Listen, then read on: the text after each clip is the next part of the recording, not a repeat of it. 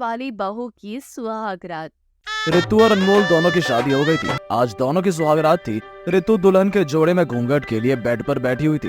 तभी वहाँ पर अनमोल आता है और उसका घूंघट उठाता है, जिसके बाद अनमोल रितु की तारीफ करते हुए कहता है, अरे सच में अरेंज मैरिज में ना वाइफ बहुत सुंदर मिलती है और मेरी माँ तो मेरे लिए लाखों में एक बीवी ढूंढ कर लाई है। सच में तुम बहुत सुंदर हो। आप भी बहुत अच्छे हैं, लेकिन मैं आपको ना अपनी एक बात बताना चाहती हूँ। क्योंकि हमारी अरेंज मैरिज थी, इसलिए बहुत सी चीज है जो अभी तक हमने एक दूसरे के बारे में नहीं जानी है। अरे तुम्हें चिंता करने की जरूरत नहीं है। देखो, शादी से पहले हर किसी का अफेयर चलता है, हर किसी का गर्लफ्रेंड बॉयफ्रेंड होता ही है। तो अगर शादी से पहले तुम्हारा कोई रिलेशनशिप था ना, तो मुझसे कोई दिक्कत नहीं है। बस अब नहीं होना चाहिए।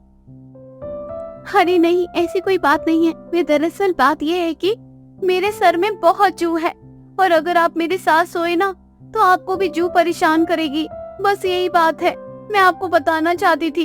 शादी से पहले मेरे साथ कोई भी सोने के लिए तैयार नहीं था और मुझे बार बार यही बात परेशान कर रही थी कि अगर आप मेरे साथ सो जाओगे तो शायद आपको भी परेशानी होगी, क्योंकि मेरे सर में बहुत सारी जू हैं जो कि आपके सर में ट्रांसफर हो जाएंगी। क्या तुम्हारे सर में जू हैं? यार मुझे ना इन सारी चीजों से बहुत नफरत है। मैं तुम्हारे साथ तो नहीं सोने वाला। मैं जा रहा हूँ सोफे पर सोने, तुम सो अकेले। लेकिन आज हमारी सुहागरात है, कम से कम वह तो पूरा करते जाओ। अरे मरना है क्या मुझे ये सब करके? मेरे बस की तो नहीं है। अनमोल को गुस्सा आ जाता है और वो तकिया उठाकर सोफे पर सो जाता है। यूं ही कुछ महीने गुजर जाते हैं। अनमोल अब रितु से दूर दूर रहने लगता है, उसे ठीक से बात भी नहीं करता। ऐसे ही एक दिन रितु अनमोल से कहती है, अनमोल, मैं जानती हूँ कि मेरे सर में जू है और ये मेरी एक कमी है, लेकिन इसका मतलब ये नहीं कि अब हम ये भूल जाएं कि हम दोनों पति पत्नी हैं और पति पत्नी का रिश्ता बहुत अलग होता है। शादी को लगभग 2 महीने हो गए हैं और आपने आज तक मेरे साथ ऐसा कोई रिलेशन नहीं बनाया है। आखिर ऐसे कब तक चलता रहेगा? तुम क्या चाहती हो कि तुम्हारे साथ ये जो मेरे सर में भी आ जाए? खुद तो परेशान हो और मुझे भी करना चाहती हो क्या? अगर मेरे सर में जू है तो इसमें मेरी क्या गलती है? लोगों को तो यही लगता है ना कि हमारे बीच सब कुछ सही चल रहा है, लेकिन हकीकत तो मैं ही जानती हूँ कि मैं कैसे निभा रही हूँ अपने इस रिश्ते को। ऊपर से हमारी अरेंज मैरिज हुई थी। देखो, मेरे पास बहुत सारा काम है। तुम्हारी ये फालतू बकवास सुनने के लिए ना मेरे पास बिल्कुल भी टाइम नहीं है। और प्लीज मुझे ना आप ऐसी बकवास बातें करके परेशान मत करो। अनमोल इस तरह से रितु पर गुस्सा करके वहाँ से चला जाता है। ऐसे ही कुछ महीने और गुजर जाते हैं और एक दिन रितु की सास ममता रितु से बोलती है, अरे बहू, आखिर कब तक ये घर के काम धाम करती रहेगी? अरे शादी को 8 महीने बीत गए हैं, अब तो खुशखबरी सुना दे। माँ जी, आप भी ना जले पर नमक डाल रही हो मेरे। अरे ऐसा क्या हो गया जो तुम मुझसे इस तरह से बात कर रही है? कुछ भी नहीं। बता बेटा, आखिर बात क्या है? मैं तेरी माँ ही हूँ और अपनी माँ से कोई बात नहीं छुपाते। अगर कोई दिक्कत परेशानी है तो मुझे बताओ, मैं उसका कोई उपाय बताऊंगी। माँ जी, क्या ही बताऊं आपको। दरअसल बात ही है कि मेरे सर में जू है और वे जो जू है वो मुझे बहुत परेशान करती है। इसलिए जब हमारी सुहागरात थी तब मैंने अनमोल जी को इसके बारे में बताया था कि मेरे सर में जू है। मैं उससे कोई बात नहीं छुपाना चाहती थी और जब उनको ये पता चला कि मेरे सर में जुए हैं, तब से वे मुझसे हमेशा दूर रहते हैं। शादी को 8 महीने बीत गए हैं, लेकिन आज तक हमारे बीच कभी पति पत्नी वाला रिश्ता नहीं बन सका। इतनी बड़ी बात हो गई, ना तूने मुझे ये बताना जरूरी समझा और ना ही मेरे बेटे ने। माँ जी, मैं क्या बताऊँ आपको, मुझे बहुत बुरा लगा। मैंने उनको अपनी ये परेशानी बताई। उस परेशानी का हल निकालने के बजाय वे मुझसे ही दूरी बनाकर बैठ गए। पति पत्नी का रिश्ता तो ऐसा होता है जहाँ वे एक दूसरे की कमी को ठीक करने की कोशिश करते हैं। मैं तेरी बात से बिल्कुल सहमत हूँ बहू। अब तू चिंता मत कर, तेरे सर की जुए अब मैं खत्म करूँगी।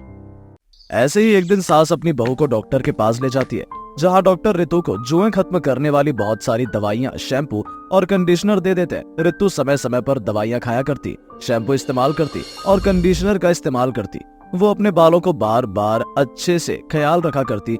देखते ही देखते कुछ ही महीनों में उसके जू खत्म हो जाते हैं और एक दिन सास रितु के बालों में जुएं देखती है और उसके सर में अब बिल्कुल भी जुएं नहीं थी। अरे वाह, डॉक्टर का ट्रीटमेंट तो काम कर गया। तेरे सर में अब एक भी जू नहीं है बहू। इसलिए कहते हैं लाइफ में अगर कोई भी परेशानी हो ना, उसका सॉल्यूशन ढूंढने की कोशिश किया करो। ना कि उससे भागने की कोशिश किया करो, क्योंकि जो भागता है वह कायर होता है। अनमोल अपनी माँ की सारी बातें सुन लेता है और वो अपनी माँ से कहता है, क्या इसके सर में सारी जुएं खत्म हो गई? ये तो बहुत अच्छी बात है। हाँ बेटा, सारी खत्म हो गई है और ये तो बहुत खुशी की बात है। लेकिन सबसे अफसोस वाली बात ये है कि तूने बहू के साथ बहुत बुरा बर्ताव किया। एक पति होने के नाते तेरा फर्ज था कि तू अपनी पत्नी की इस कमी को सुधारे, उसे डॉक्टर के पास ले जाता, मेरे से बात करता इस बारे में, लेकिन तू उसे अकेला छोड़कर चला गया। शादी लव हो या अरेंज, इससे फर्क नहीं पड़ता। फर्क पड़ता है तो आपका पार्टनर आपके बारे में क्या सोचता है, आपको लेकर वे कितना रिस्पॉन्सिबल है। हाँ माँ, मेरी गलती है, लेकिन मैं क्या करता? मुझे समझ में नहीं आया कि मैं क्या करूं, इसलिए मैंने ऋतु से दूरी बना ली और मुझे ऐसा लगा कि शायद मैं इससे दूर रहूंगा तो मेरे सर में जुएं नहीं आएंगी। बस मैंने यहीं तक सोचा। मैंने उसकी कमी को ठीक करने की कोशिश नहीं की और ना ही इसके बारे में सोचा। देख, जो हो गया उसे तो हम ठीक नहीं कर सकते, लेकिन अब आने वाले समय में तो हम ठीक कर सकते हैं ना। इसलिए जाकर बहू से माफी मांग और उसके साथ एक नई जिंदगी की शुरुआत कर। अनमोल ऋतु से माफी मांगते हुए बोलता है, ऋतु मुझे माफ कर दो, मुझसे ना बहुत बड़ी भूल हो गई। तुमने बहुत विश्वास के साथ मुझे अपनी ये बात बताई। चाहती तो तुम ये बात छिपा सकती थी, लेकिन फिर भी मैंने तुम्हें साथ नहीं दिया और मुझे आज बहुत बुरा लग रहा है तुम्हें लेकर और बहुत पछतावा हो रहा है अपने किए पर। कोई बात नहीं, ज्यादा अफसोस करने की जरूरत नहीं है। भूल जाओ जो हुआ। मुझे आपसे कोई नाराजगी नहीं है। इस तरह से ऋतु अनमोल को माफ कर देती है। अब सास खुद अपने बहू बेटे के कमरे को सजाती है, जहां वो दोनों शादी की पहली रात 8-9 महीने बाद एक दूसरे के साथ सेलिब्रेट करते हैं। रीमा की नई नई शादी हुई थी। रीमा अपनी नई जिंदगी की शुरुआत करते हुए अपने ससुराल में अपना पहला कदम रखी है। रीमा बहुत ही कम पढ़ी लिखी थी, जिस वजह से रीमा की ननद अंजलि उसे बिल्कुल भी पसंद नहीं करती थी।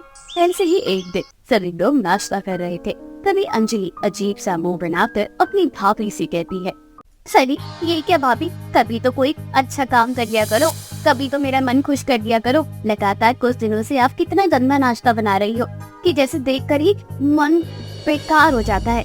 खाना खाने का तो मन ही नहीं करता। क्या कमी है दीदी, आप मुझे बता दो, मैं उसे ठीक कर दूंगी। क्या कमी? हरी टेस्ट नहीं आ रहा है। टेस्ट आने के लिए कुछ कर सकती हो क्या? अपने नमक मिर्च मसाला सब कुछ भर रखा है, इसके अंदर उसके बावजूद बेकार सा खाना बनाया है। मैं तो कहती हूँ ये सब छोड़कर ना गाँव चली जाओ, हम अपने भाई की दूसरी शादी कर देंगे। अंजलि की बात सुनकर अंजलि की माँ उसे डांटते हुए कहती है, अंजलि कम से कम सोच समझ कर तो बोला कर कि तू बोल क्या रही है। ऐसा भी क्या बना दिया उसने जिसके लिए तुझे अपने भाई की दूसरी शादी करवानी पड़ रही है? बेटा, जब तू दूसरे घर जाएगी ना, तब तुझे अक्ल आएगी कैसे जिम्मेदारियां संभालते हैं। जब तेरी ननद तुझे ताने देगी तब तुझे महसूस होगा। माँ, मुझे तो एक चीज समझ नहीं आती कि तुमने मुझे पैदा किया है या भाभी को। तुम्हारी सगी बेटी मैं हूँ, ये भाभी। अपनी बहू का ही सपोर्ट करती रहती हो, कभी मेरे ऊपर भी ध्यान दोगी? तब तुम्हें पता चलेगा कि मैं गलत हूँ या सही हूँ। बेटा, मैंने अपने बाल ऐसे ही धूप में सफेद नहीं किए, मुझे अच्छे से पता है कि कौन गलत है कौन सही। अब इस बात को ज्यादा बढ़ाने से कुछ नहीं होगा, चुपचाप कॉलेज जाओ।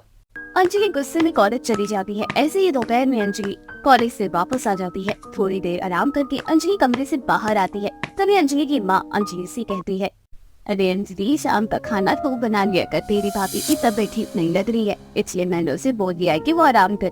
क्या माँ, आपने तो सर पे चढ़ा रखा है उसे।